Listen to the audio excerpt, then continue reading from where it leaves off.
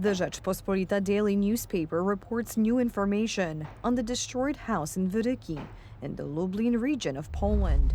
According to the findings of the Rzeczpospolita daily newspaper, based on information from key state structures responsible for national security, a missile from a Polish F-16 fighter jet used to shoot down a drone fell on the house. The house was destroyed on Wednesday morning. According to initial reports, a Russian drone fell on the building in Wyryki, piercing the roof and ceiling. Now, new reports shed completely new light on the matter.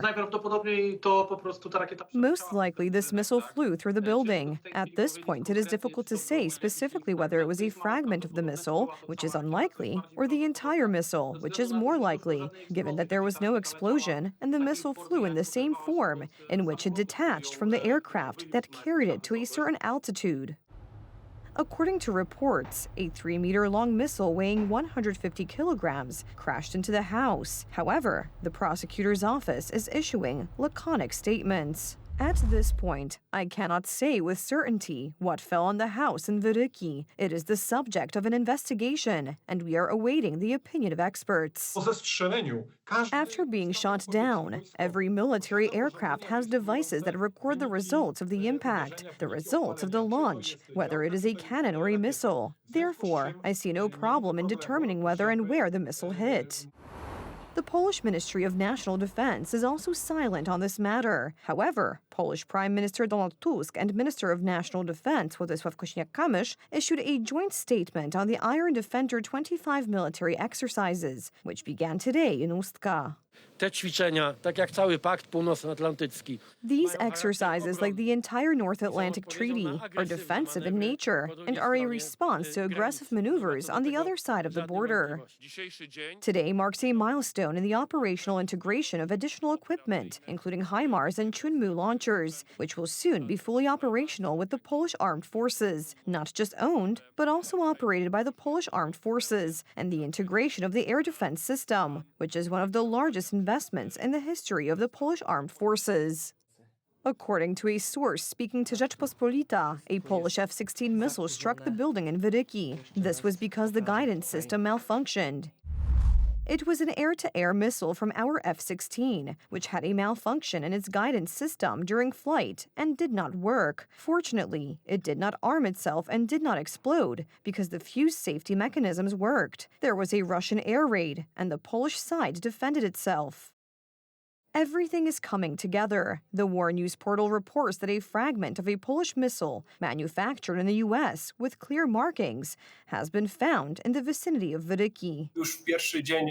On the very first day, the first photos showing fragments of these missiles in Wyryki appeared, but we were undoubtedly unsure because we did not have information directly from the Ministry of National Defense about what had hit the building in Wyryki. As soon as Russian drones appeared in Polish airspace, Polish and Allied fighter jets were immediately scrambled. The F-16's onboard radar operates in Doppler mode. It can detect low-speed targets such as drones, unmanned aerial vehicles, and helicopters, although these are more difficult to distinguish against the ground.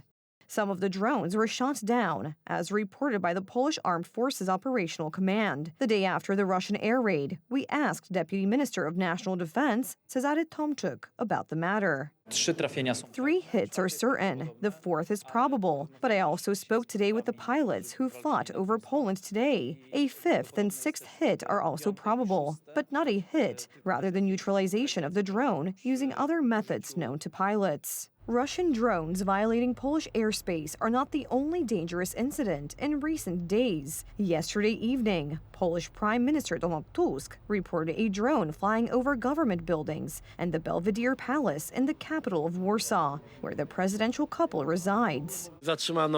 A Ukrainian citizen and a Belarusian citizen have been detained. The police are continuing their investigation, and this incident will be clarified in every detail in order to rule out all possible interpretations and to find out the truth about what was the source of this unintentional or deliberate provocation using a drone over government and presidential buildings.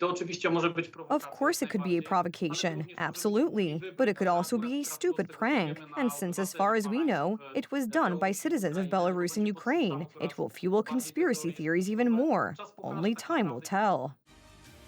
However, this is another example of how national security is threatened.